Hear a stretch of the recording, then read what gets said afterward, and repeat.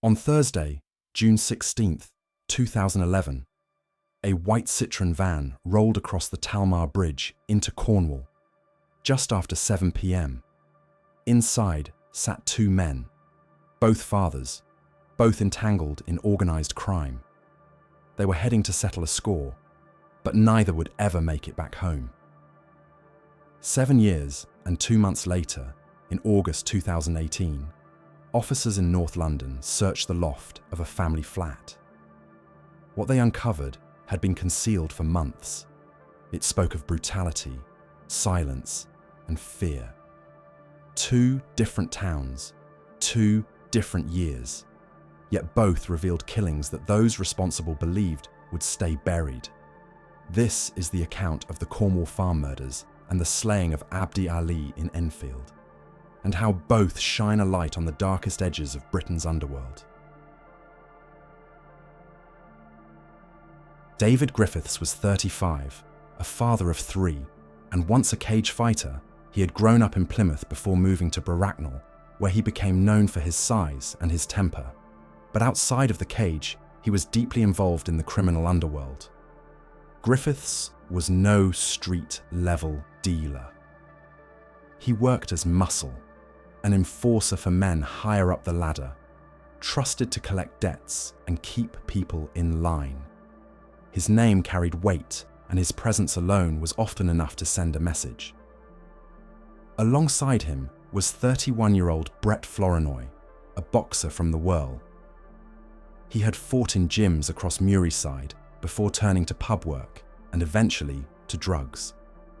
Flournoy had 2 young children and a partner waiting at home. But like Griffiths, he was more than just a dealer. He was a fixer, a man relied upon to protect the profits of those running Liverpool's lucrative cocaine trade.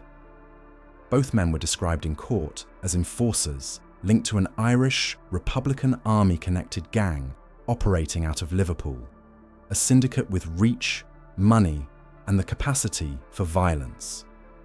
On the other side were 2 men who had slipped far beyond their depth. Thomas Haigh was 26, a former cage fighter like Griffiths, but without the same reputation. He had once been used as a mule. We will talk about him in a few minutes.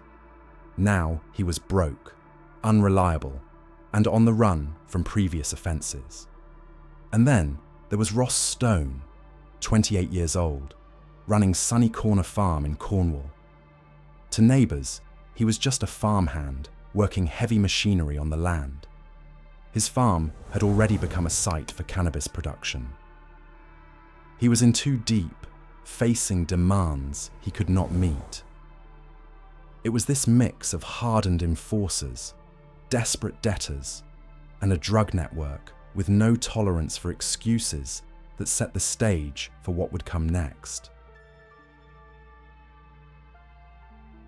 The debts were heavy and unrelenting. Between Thomas Haigh and Ross Stone owed around £40,000 to the men who supplied their drugs. Haigh had already made one run to Brazil, smuggling cocaine back to Britain. The gang pushed for him to make another run, but Haigh refused. He knew people who had been caught, now serving long terms in South American prisons. He told those close to him that he wasn't going back. Refusing, however, wasn't an option that carried much weight in Liverpool's drug scene. As the days passed and he failed to comply, the pressure grew and the debt only worsened. Ross Stone was trapped just as deeply in debt, and the enforcers were sent to remind him. On the evening of Thursday, the 16th of June, 2011, David Griffiths and Brett Flournoy set off on the long drive south. They left Plymouth in a white Citroen Berlingo van with the words "Tile Style" written in brown on both sides. It was a work vehicle, ordinary enough to draw no attention, but for their families, it would become a haunting image, the last known sight of the 2 men alive. Just after 7 o'clock, the van crossed the Talmar Bridge into Cornwall.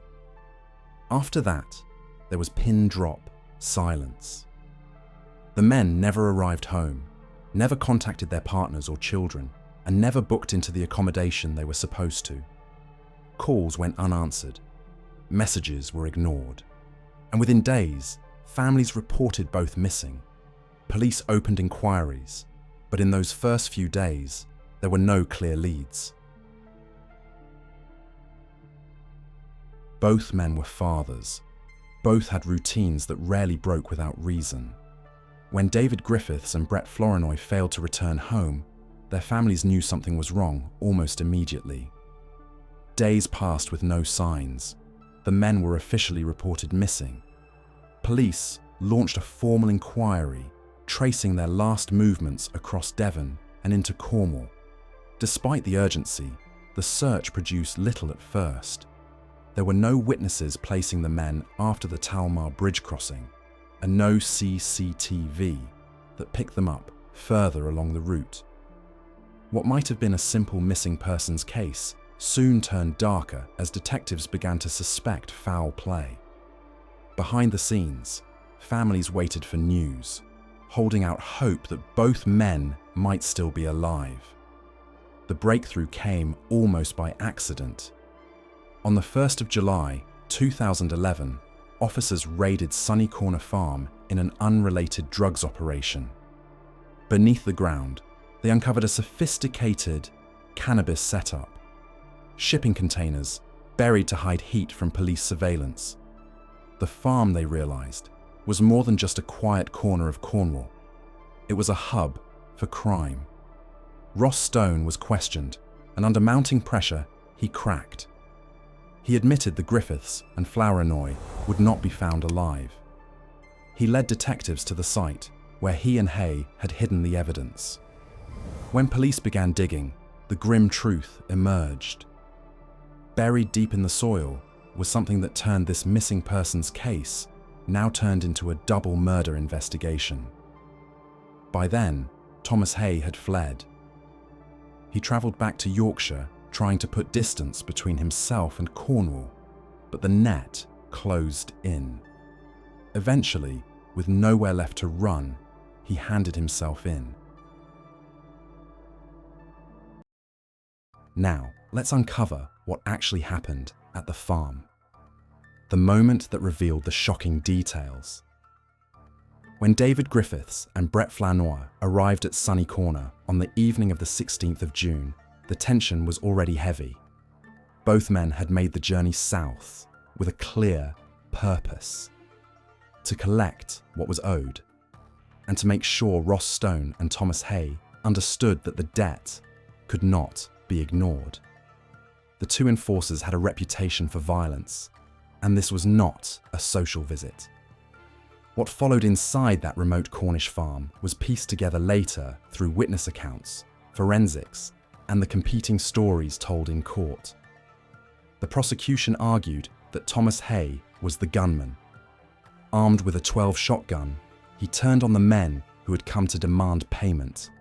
Brett Flournoy was shot in the back. David Griffiths took a blast to the shoulder and face. The killings were sudden, brutal, and final. Ross Stone, by his own account, claimed he had not been present when the fatal shots were fired. He said that when he returned, both Griffiths and Flournoy were already dead, lying on the ground. He told the jury that Haigh looked dishevelled and panicked, repeating the chilling words, "Dave just wouldn't die." Haigh denied this version completely. In his story, Griffiths had attacked him, and he had fled the scene after being beaten, leaving the two men alive. He maintained he had no hand in their deaths, pushing the blame back onto Stone. For the jury, two conflicting accounts were laid out, each man shifting the blame onto the other, neither accepting responsibility for the killings. But what was beyond dispute was that two enforcers sent to collect the drug debt had been shot dead at Sunny Corner Farm. However, the killings had unfolded. What followed was a deliberate attempt to erase all trace of what had happened that night. The bodies of David Griffiths and Brett Flournoy were dragged to the Citro and Berlingo van, the same vehicle that carried them across the tar bridge now became their coffin. Their remains were stuffed inside, alongside the possessions they had brought with them. To make sure nothing could be identified, the van was set alight. Flames gutted the interior, charring the bodies beyond recognition. It was a crude form of cremation carried out in the dark, hidden by the farm's isolation. But burning alone was not enough. The van, now blackened and still carrying the victims inside, was driven to a pit on the property. With his own machinery, Ross Stone lowered the van into the ground and covered it with soil, turning the farm into a hidden grave. Blood had stained the lane near the farmhouse. To hide it, cement powder was thrown over the ground, a desperate effort to erase the violence. The shotgun believed to have been used was dumped, lost to the investigation. Other evidence was scattered or destroyed too. From the perspective of those at the farm, it was a job done. 2 men silenced, their vehicle and their bodies hidden in the earth. For weeks, the site carried on in silence. To neighbours, Sunny Corner looked unchanged. To the families of Griffiths and Flournoy, there was only absence, phone calls unanswered, and a growing fear that something dreadful had happened. For 6 long weeks, the families of David Griffiths and Brett Flournoy lived in a state of limbo. Both men had vanished without trace, and each passing day deepened the fear that something irreversible had happened. Loved ones made appeals, clung to rumours, and checked every lead, desperate for any sign of life. The silence became unbearable. Every knock at the door, every late-night phone call carried the possibility of news, but none came. When police finally unearthed the burnt-out van at Sunny Corner Farm, that fragile hope was shattered.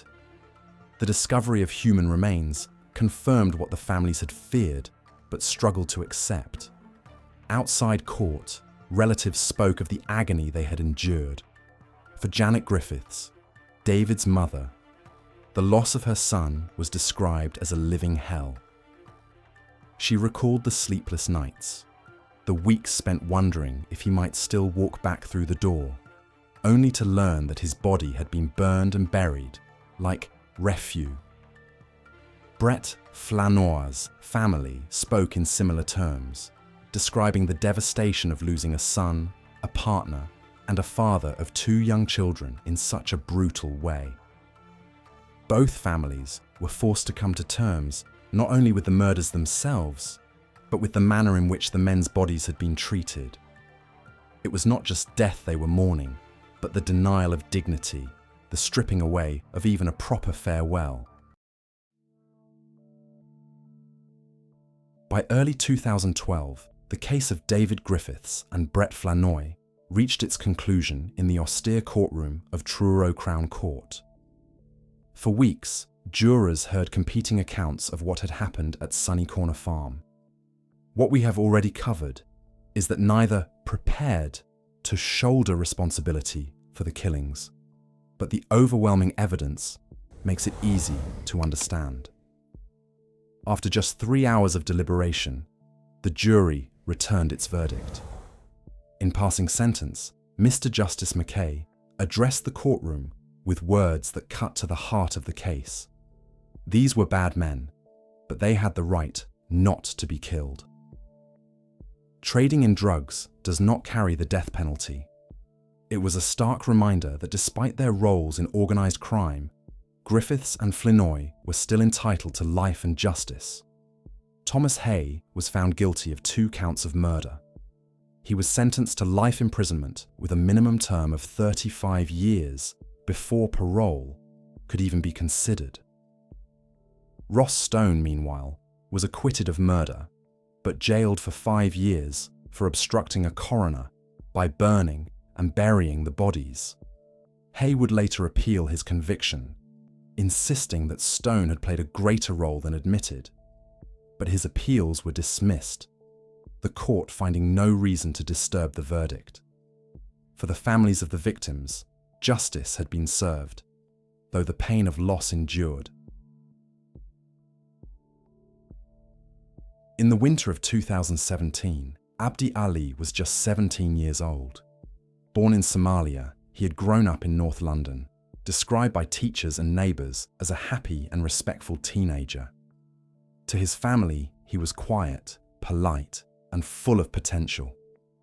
But away from home, Abdi had drifted into a different world. By the end of that year, he was moving in circles linked to the Get Money Gang, a North London crew known for dealing heroin and crack cocaine. Abdi was young, but to gangs like this, that made him useful. Teenagers were often exploited, drawn into roles where they carried the risks while others reaped the profits. One of the most common methods was known as cuckooing. Dealers setting up inside the homes of vulnerable addicts, using their flats as a base for drug supply. It meant avoiding the streets, avoiding police attention, and transferring the danger to people who were already desperate or dependent. In December, Abdi was placed inside a small flat in Enfield, North London. It was the home of Gary Hopkins. We will talk about him and his partner in a few minutes. For them, letting gang members operate from their home was as much about survival as choice. For Abdi, the move into Hopkins's flat was just another step in the machinery of county line supply. He was far from the classroom, far from family oversight, and locked into an environment where violence was never far away. In a world where young men were treated as disposable assets, his fate was already being written inside those four walls. At the centre of Abdi Ali's story were the two people whose home became his final resting place: Gary Hopkins and Stacey Docetti. Hopkins, then 37, was a father of three, known locally by the nickname The Magician. It wasn't a name drawn from the underworld, but from his habit of showing off party tricks, sleight of hand, and illusions that amused friends and neighbours. But behind that harmless nickname lay a far darker reality. Hopkins had a history of violence and a criminal record that stretched back years. At just 21, he was convicted of causing death by dangerous driving and aggravated vehicle taking. It was the start of a chaotic cycle of brushes with the law that never really ended. Living with him in their small Enfield flat was 28-year-old Stacey Docetti, the mother of his children. Like Hopkins, she struggled with long-term addiction to heroin and crack cocaine. Both were caught in the grip of dependency, with money short, debts piling up, and chaos defining their daily lives. Their flat was already a place of instability before gangs moved in. But once dealers began using it as a base, the risks escalated. Abdi Ali's presence in their home only heightened the tension. Hopkins and Docetti later claimed they had no real choice in the matter, that gangs like the Get Money Gang gave instructions, not invitations, and with the fear of reprisals hanging over them, resistance seemed impossible. But day to day, the arrangement was far from smooth. Arguments broke out over money, over drugs, and over Abd's refusal to leave when told. The tension inside the Enfield flat reached its breaking point on December 21st, 2017.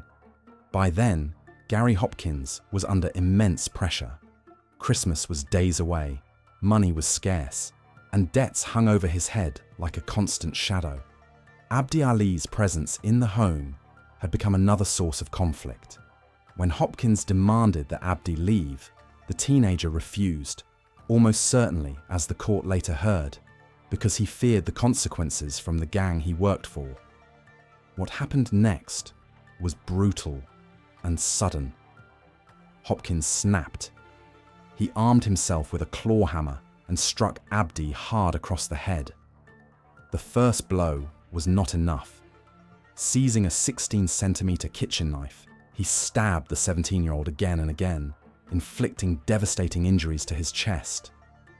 After the killing, Hopkins rifled through Abdi's belongings. He found around £400, money intended for drug sales, and took it. Later, prosecutors argued that this cash was used to give his own family a good Christmas, buying gifts and covering expenses as though the violence upstairs had never happened. But Hopkins was left with a body in the flat, with 3 children asleep in the next room. His response was as calculated as it was callous. Abd's body was wrapped tightly in a duvet cover. Hopkins tied plastic bags over Abd's head and used electrical cables to make a noose so he could lift the teenager into the loft. Together, Hopkins and Stacey Docetti dragged the body into the loft space above their flat. Alongside Abdi, they placed the very weapons used in the attack, the hammer, the knife, as though the attic could swallow both the crime and its evidence. For 8 long months, the body of Abdi Ali lay hidden just a few feet above the family's heads. In the days after Abdi Ali vanished, his family's concern grew quickly. Only hours before, he had been celebrating his sister's wedding. When he failed to return home, his family knew something was wrong. They reported him missing, and police began tracing his movements. For his loved ones, the following weeks were a nightmare. They made appeals, spoke to the press, and searched tirelessly for answers.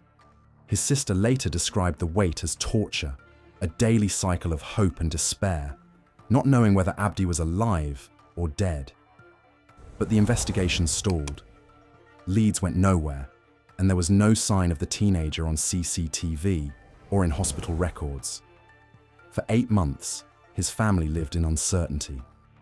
Meanwhile, Gary Hopkins and Stacey Docetti trying to carry on with their lives. After the killing, they even left London for a time, taking their children to Herefordshire to lay low. Back in Enfield, Abdi's body remained in the loft, slowly decomposing. Insects infested the remains, and the flat itself carried the silence of a crime hidden just above the ceiling. The secret might have stayed hidden even longer. But Hopkins could not keep his mouth shut. He began to boast to friends, bragging about what he had done. In one conversation, he said, "I've done it before." He's in the loft. On at least one occasion, Hopkins even encouraged people to climb up and see for themselves. Some thought he was joking, others too afraid to check. But when one of Stacey's friends visited the flat in the summer of 2018, she saw enough to convince her the story was true. Soon after, she went to the police. In August 2018, officers searched the property. Pushing open the loft hatch, they found grim evidence. Abdi Ali's body was still wrapped in a black and red duvet, plastic bags tied around his head. The hammer, the knife, and cables used in the killing were there too. The remains were badly decomposed, yet they told a clear story of violence. For Abd's family, the discovery confirmed their worst fears. His body had been hidden less than a mile from home, while they spent 8 months praying for his safe return. The truth was more brutal than they could ever have imagined. By March 2019, the case of Abdi Ali finally reached the Old Bailey. For weeks, the court heard arguments over what had happened inside the small Enfield flat. Hopkins, desperate to deflect responsibility, pointed the finger at a senior figure in the Get Money gang named Gale. He claimed Bowler had been behind the killing, insisting he had only hidden the body in fear of retribution. But the jury saw through his shifting story. The prosecution laid out the evidence with clarity. It was Hopkins who struck Abdi and all the aftermath. After 16 hours of deliberation, the jury returned its verdict. Hopkins was guilty of murder. When the sentence was passed, the courtroom fell silent. For Abdi's family, the outcome brought some measure of justice, but it could not undo the agony of the months before. They spoke of the torturous wait to learn the truth. The nights spent searching and praying for a safe return, only to be told that their son's body had been lying less than a mile from home. All along, they were denied the chance to bury him with dignity, and that absence of closure left a wound that no sentence could ever heal. Hopkins was jailed for life with a minimum term of 22 years before parole could even be considered. His partner, Stacey Docetti, was acquitted of murder. Yet her role in concealing the crime could not be ignored. She was later sentenced to 27 months for perverting the course of justice. What do you think about the cases and the sentences? Let us know your thoughts in the comments below. We'd love to hear your take. And if you found this breakdown informative, make sure to like the video, subscribe to the channel, and turn on notifications so you don't miss the next episode.